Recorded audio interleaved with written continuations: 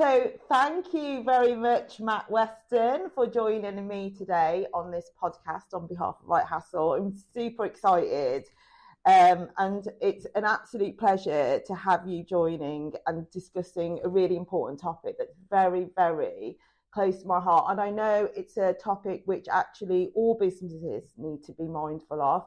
And it's a struggle for employees who don't really know what to do and how to deal with it. So the topic, as we know today, is going to be about bullying and harassment. It's a subject which I've been campaigning about for the last 2 years because I don't believe there's enough awareness about what bullying is and how it impacts individuals. But I also don't feel that businesses really quite understand what bullying and harassment is, what they can do, and actually the impact it has on their business overall. So with that in mind, I wanted to really ask you some questions today about your thoughts, and also to talk about some of my findings and actually what you think about them. Sure. Well, Tina, thanks so much for having me join you today.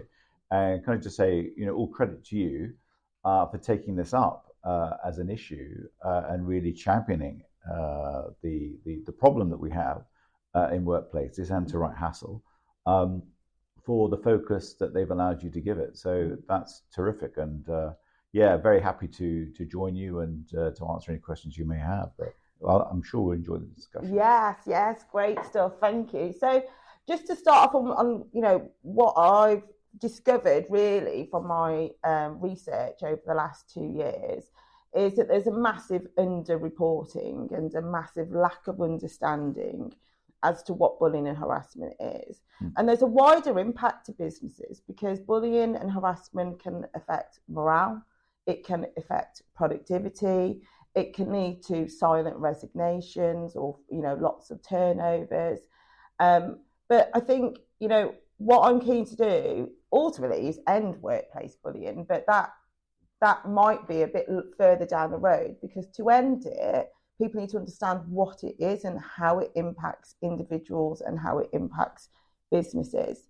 So I wanted to ask you really, what does workplace bullying mean to you and why do you feel strongly about this subject as well? Well, it can take many forms, can't it? I think a lot of people just assume that bullying is a physical thing or it is a verbal thing, but it can manifest itself in so many different ways, and that's where I think clearly larger organizations probably a much better place. They have more capacity, maybe more experience. Not necessarily the case, but typically. So they're much more conversant with what form bullying can take, and they have maybe larger HR departments. Whereas small organizations, new businesses, maybe it's more of an issue. Perhaps people are genuinely ignorant in the truest sense of the term, just not aware really of what form bullying can take. So I think exploring this and bringing it to life so people understand what forms it takes is a really important initiative. Yeah, I completely agree.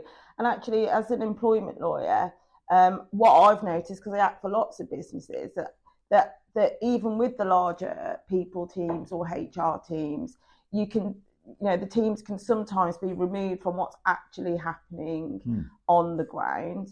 And I think, the HR teams, some teams will call themselves people teams, they do have a challenge in front of them because what they have to get is buy-in, and buy-in is so important to prevent bullying and harassment. And what I mean by that is everyone needs to have an understanding of what it is to be able to prevent it. Unfortunately, there will be organisations which will, for example, only bring that awareness training to a certain level of management within the organisation. But actually, for me, what I've realised is that to prevent it, everyone in that organisation needs to have an understanding of what bullying and harassment is. Yeah. One of the things that I did realise, and I'm just picking up on what you've said, is that actually pre-COVID, I didn't really read many Teams messages or Slack messages or WhatsApp group messages. And you're 100% right, Matt. Bullying takes so many forms. It's not just the verbal action of someone said something to someone else. It can happen through non-verbal communication as well. And increasingly, because people are more comfortable in a WhatsApp group or in a Teams conversation, I actually think that it's blurred what people think bullying is even further. In my research findings, I find it interesting that there is still a huge underreporting of people wanting to go to HR or even knowing what to do. I know that Labour wants to really focus on workplaces and has placed a lot of emphasis on making changes better for employees. What would you love to happen over the next few years? Well, I think giving this the true focus, because I think that for many people and organizations, if you don't address this, if you don't create the right culture in the workplace, then that's to the detriment of the organization, but obviously to the individual as well. And that is a loss for both sides. I say both sides, it shouldn't be sides at all, but it is actually about getting the best out of us as individuals, but how we work collaboratively, because quite clearly, when you work together on things, as you do as an organization here, you can achieve great things. You look at this, and it's one of the largest law firms in this part of the West Midlands. So it's been very successful. The culture does succeed. But making a workplace where people feel valued and understood, and that they feel that they're contributing, participating in a collective endeavor is so important. And sadly, too many organizations don't start from that position. So creating that right environment is important. I think an ongoing permanent dialogue really with members of teams and departments and so on, interdepartmental conversation, how you're working together, how you're getting the best out of individuals and what their ambitions, what they think they can bring to the workplace is so important.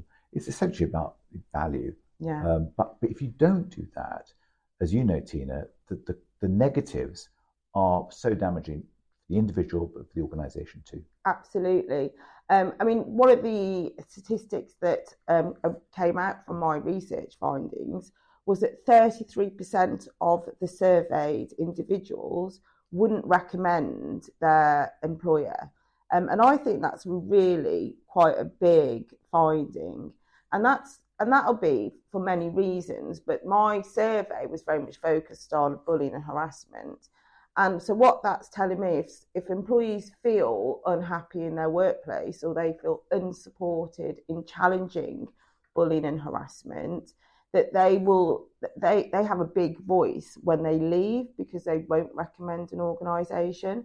In terms of culture, it should, for me, I feel that all organisations should have it on the top of their agenda because culture impacts everything else in that business. It impacts staff retention, it impacts recruitment, it impacts productivity. So getting the culture right is really important, and it shouldn't just be a buzzword for employers to think about once a year. An annual event, for example. It should be something that's continuously monitored and continuously reviewed.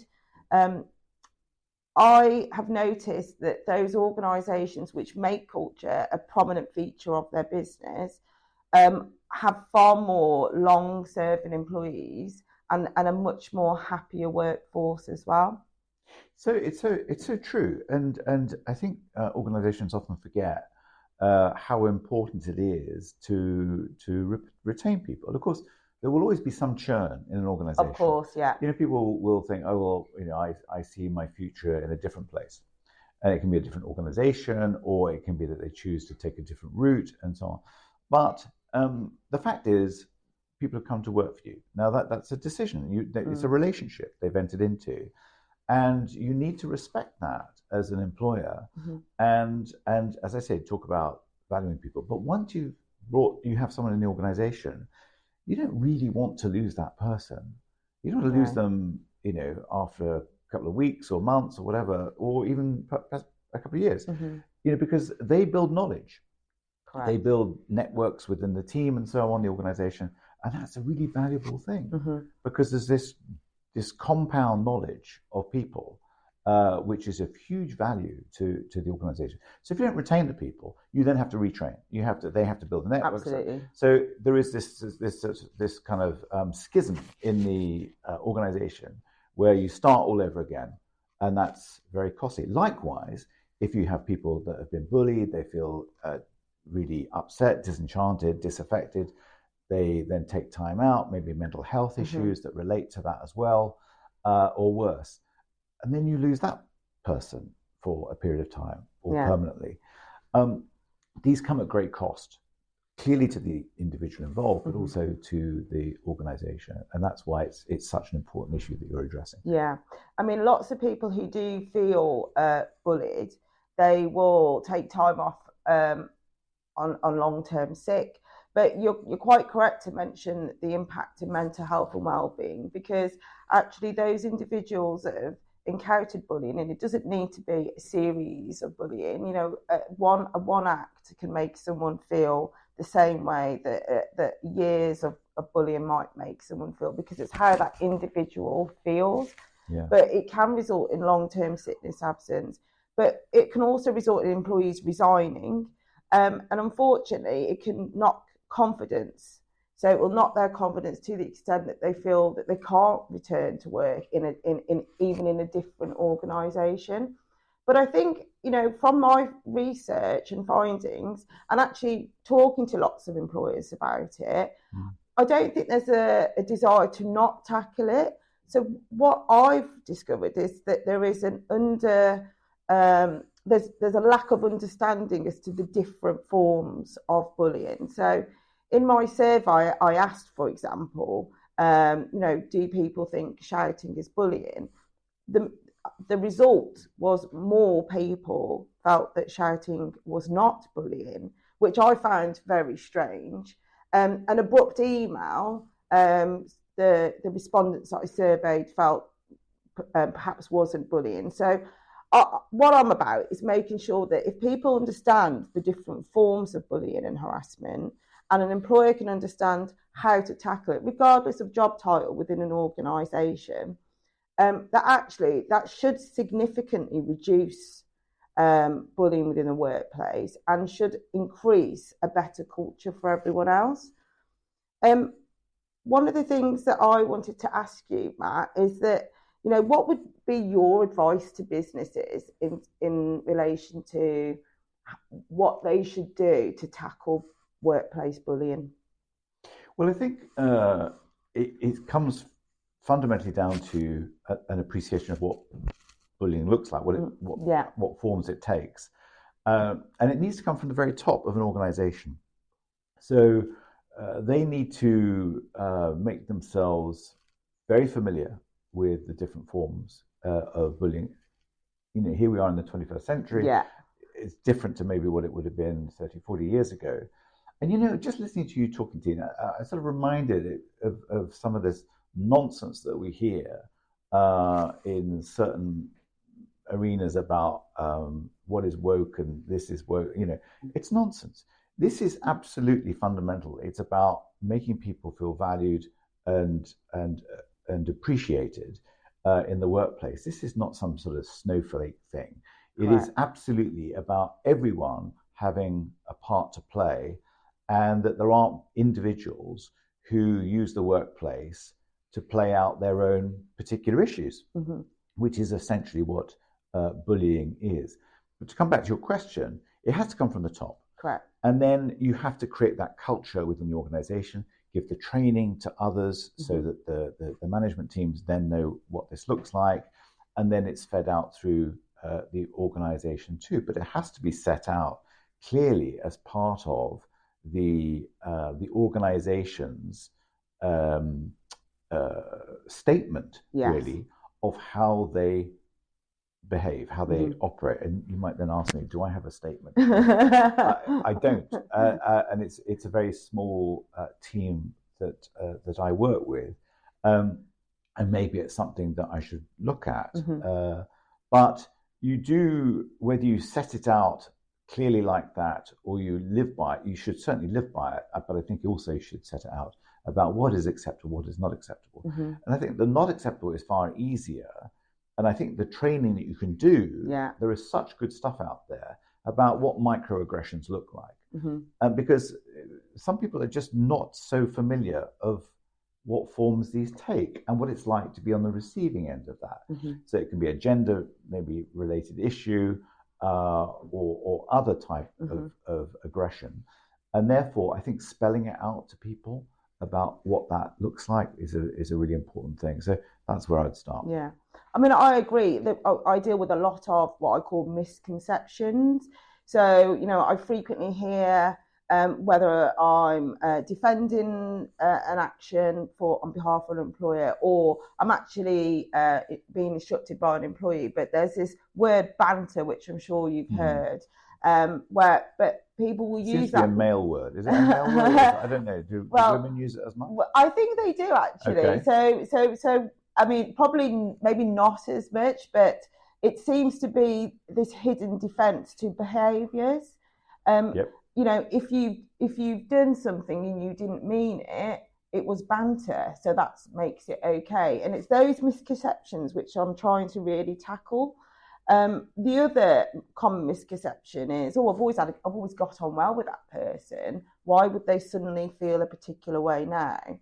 Or what I do hear, unfortunately, sometimes with businesses is, well, he's really good at his job, or she's really good at her job, so I prefer not to upset that because that's really important to me. But actually, what should be important to an organisation is the well-being of all their employees, and that's and the culture of the organisation, and that really does start from the top, as you stated.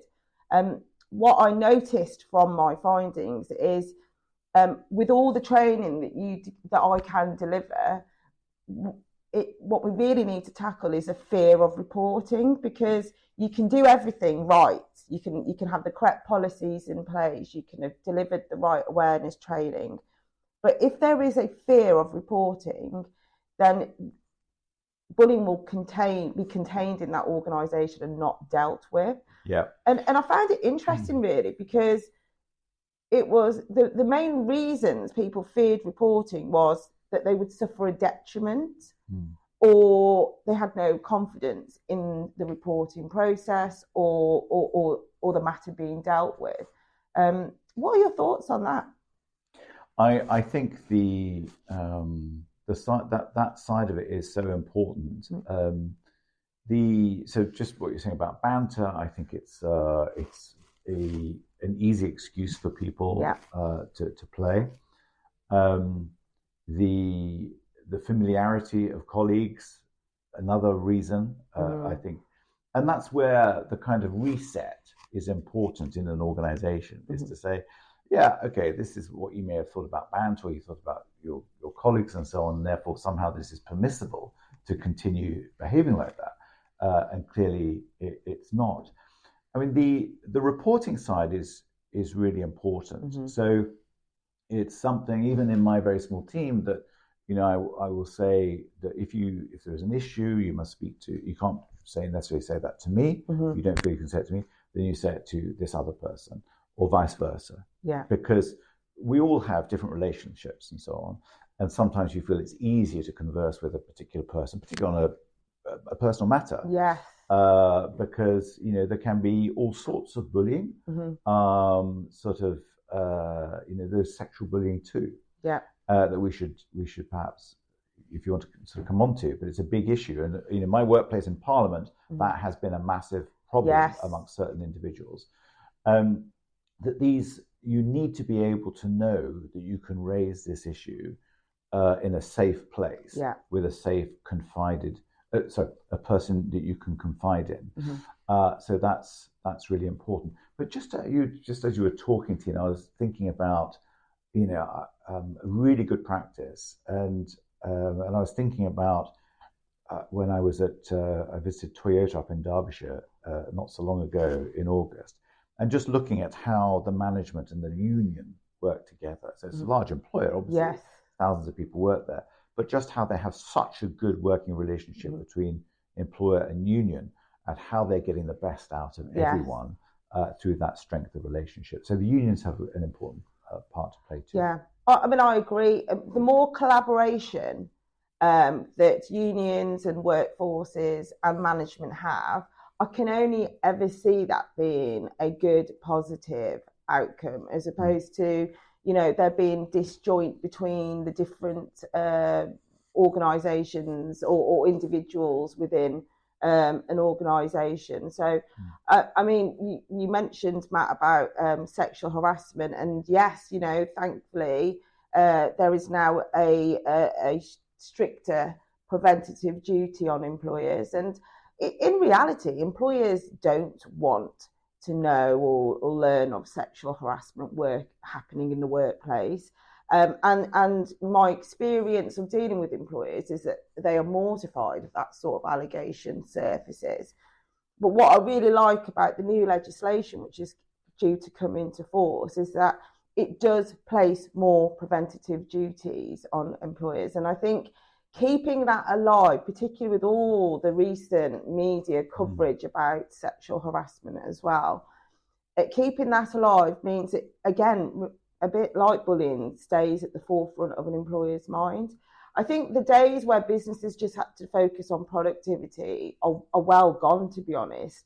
And today, in order to have a successful business, you have to put people and culture at the top of the agenda, and that includes ensuring that you're constantly looking at your policies, you're constantly delivering training, you're challenging yourself if you are doing enough as a business owner to ensure you have a workplace which is safe of bullying and harassment. I think the new deal for working people that we're bringing in, that you're alluding to, I think is a really important piece of legislation. And I'm just sort of reminded also of, you know, the fact that we live in an era where people are using social media, you know, using these group chats and so on freely, and they think that's their safe space. Yeah.